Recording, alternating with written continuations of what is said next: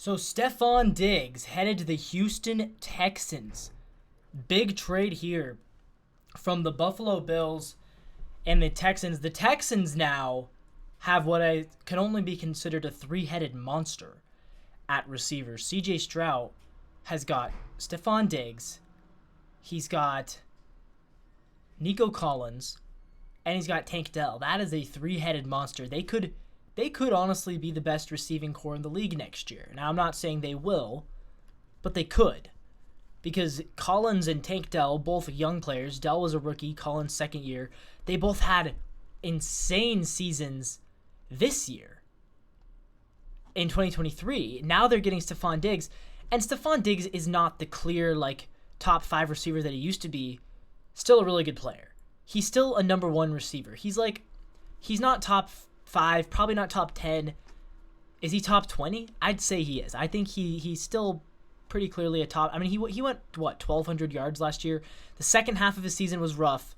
He didn't do very much second half of the season, and he didn't do anything in the playoffs. But I still think he's a talented player while he is aging. So what's the return? The return is a second round, and the Bills also traded them a 5th and a 6th. So really, it's about the equivalent of a 3rd round pick for Stefon Diggs, and that makes sense, right? Diggs does not have very long left in his deal. Diggs is getting older. And like I said, I mean, he didn't have a great playoffs. He didn't really do anything in the playoffs. But also, Diggs is a receiver, and receivers don't get traded for first-round picks. That's not how the NFL draft works. You don't trade first-round picks for receivers. I know there are people saying, could they get a first round for him? A second round's pretty good for Diggs, honestly, all things considered. I think the fact that they were able to get that speaks volumes to where the league is at right now as far as how they value receivers, and the fact that Stefon Diggs is, still a valued receiver. We're seeing some highlights now of him on the Vikings. We're not going to get Vikings Stefon Diggs. We're not going to get, best receiver in the league Stefon Diggs.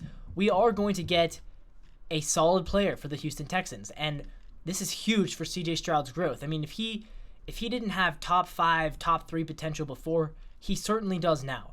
I would argue that I've already been saying, I think CJ Stroud, I'm not going to go there yet.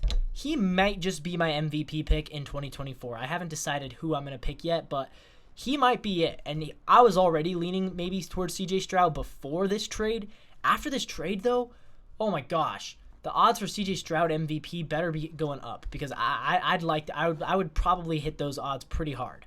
This makes the Texans better. It solidifies their place as a contender, and it's smart to do that because they got the Colts and the Jaguars breathing right behind him in that division, and they're just going to get better.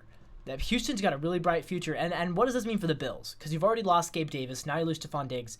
Well, A, I think it means that you're almost certainly drafting a receiver this offseason, but B, it means the Bills are going to undergo a bit of a step back, I think. I think this is maybe a sign that the Bills are going to take a little step back. They obviously still have Josh Allen, and as long as they have him at quarterback, they are going to be contenders in the sense that they could mess around and win the division and potentially win the Super Bowl every single year if he is their quarterback.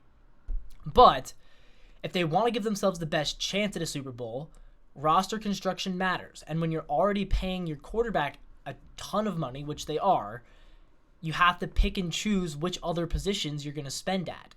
And spending money on a 30-year-old aging receiver who didn't do anything of help to you in the playoffs and actually dropped the touchdown pass against the Chiefs is maybe not the wisest of choices salary-wise. So I think I like this for the Bills. I still think the Bills need a new coach. I still don't think that Sean McDermott is going to win a Super Bowl in Buffalo, but I think this is a good step. I honestly do. People will get mad at me for saying this because people overvalue receivers, I think, in the NFL, just in general, because they get paid so much more than they're worth. Receivers are not the most valuable thing on an offense. They're not the second most valuable thing on an offense. Receivers are the 3rd most important part of an offense. Quarterback, then O-line, then, honestly, it's between coaching and receivers for what is the 3rd most valuable thing to an offense. Now, if you're not paying your quarterback, then it makes sense to pay a receiver because you want to have good receivers to surround your quarterback. But a good receiver, even an elite receiver, isn't going to make a good quarterback great, right? Like we're seeing with the Vikings. Even with Diggs, Kirk Cousins was not able to make it to a Super Bowl. Even with Justin Jefferson, he has not been able to make it to a Super Bowl with the Vikings. And so you see even the best receivers is not going to elevate his team to the top level. On the other, like Tyreek Hill with the Dolphins, right? Even with Tyreek Hill, Tua, the most he could do is a wild card. With Diggs and Jefferson, Kirk Cousins has won his division once, and he's won one playoff game. It goes to show you, for as good as receivers can be, having an elite receiver does not make your offense elite. Having an elite quarterback does, right? So if you're going to spend money, spend it on the quarterback. If you have a quarterback worth spending on, and sometimes that means you do have to value receivers in a way that fans might get mad at you. I'm sure there are Bills fans today who are very mad that Stefon Diggs is gone. There was also some drama there. There was also drama between him and Josh Allen last season. And you know, the memes today has been, well, who the heck is Josh Allen going to throw to? Because his best receiver is Khalil Shakir. Well, Khalil Shakir had a nice season last year, so he could get an increased role. I wouldn't be surprised. You still got Dalton Kincaid, who had a really good rookie season as a tight end. I think Kincaid could become a really good passing weapon as a tight end. You still got Dawson Knox, and I think they will draft somebody. I think there's a pretty good understanding that they're going to draft someone. I don't think they're going to trade up in the draft, but I think draft a receiver late first round or in the second round, and that's probably the move. That's probably what they're going to do. It would make a lot of sense for them to do that. They don't really have a ton of other big positional needs. They have a good defense. They have a good offensive line. So really receiver is definitely their most important draft need right now. And I think they're going to go out and get probably the best guy that they can. They're not going to get Rome Odunze. They're not going to get Malik Neighbors, but they're going to get somebody good. They're going to get probably the fourth or fifth best receiver in this draft. And with Josh Allen at quarterback, he can elevate, right? Josh Allen can elevate a receiver from good to great. And that's what the good quarterbacks do, right? Elite quarterbacks can take guys who maybe aren't the best receivers and make them into stars. We've seen it with Tom Brady, with Edelman, and with Gronk. He took late round picks and turned them into stars. We see it with Mahomes doing this all the time. You know, Mahomes makes guys like Mecole Hardman and Marquez Valdes-Scantling look competent, right? I mean, it's kind of the opposite there. Like an elite quarterback can make a bad receiver look really good, whereas an elite receiver, oftentimes, he can make the quarterback's stats better because he's going to, have more completions and maybe a few more touchdowns. He's not going to make you think differently, though, about the quarterback. Like with Brock Purdy, for example. We don't think Brock Purdy's an elite quarterback. We think he's a good quarterback, decent quarterback, and he has really good receivers who do a lot of the work for him.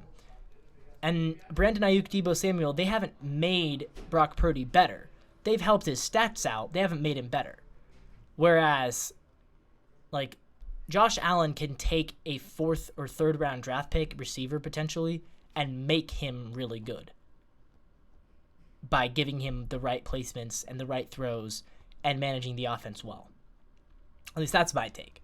So anyways, overall, I like this trade for the Bills. I think they made the right choice. I think the Texans, I love it for both teams. I love it for the Bills and for the Texans. I think the Texans got better, and the Bills are being smart financially and not spending money on an aging receiver when they don't have to. The Texans aren't paying C.J. Stroud right now. They can afford to take that contract of Diggs, and they can afford to pay him, and they can afford to have three really, really good receivers. That gives them a three-headed monster. I think they're going to be excellent.